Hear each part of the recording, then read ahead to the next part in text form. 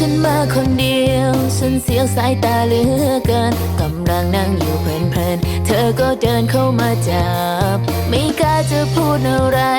มองไปฉันเห็นแค่งูผู้ชายนี่มันเจ้าชู้ทั้งนั้นเลยถ้าเธอจะจำจะจูบอะไรก็ยอมฉันคงเสร็จเธอแน่นอนขอลองอย่าทำอะไรตอนนี้ถ้าเธอจะจำจะจูบมันดูไม่ดี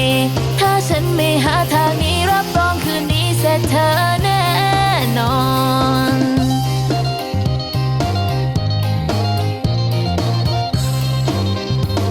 ตอนนี้ฉันเริ่มงงฉันคงไม่เหลืออะไรเพราะเธอกำลังดีใจเธอกอดฉั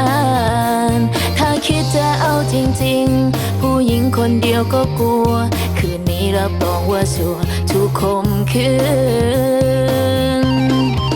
ถ้าเธอจะจำจะจูบอะไรก็ยอมฉันคงเสร็จเธอแน่นอนขอลองอย่าทำอะไรตอนนี้ถ้าเธอจะจำจะจูบมันดูไม่ดีถ้าฉันไม่หาทางนี้รับรองคืนนี้เสร็จเธอแน่นอนเอาซอยพี่น้องฟังซอยผู้สาวสำน้อยบ่หูจักบิ๊กใหญ่บ้านเพิ่นได้เห็นของใหญ่และสิห้องอีกอะอีกอะอีกอะ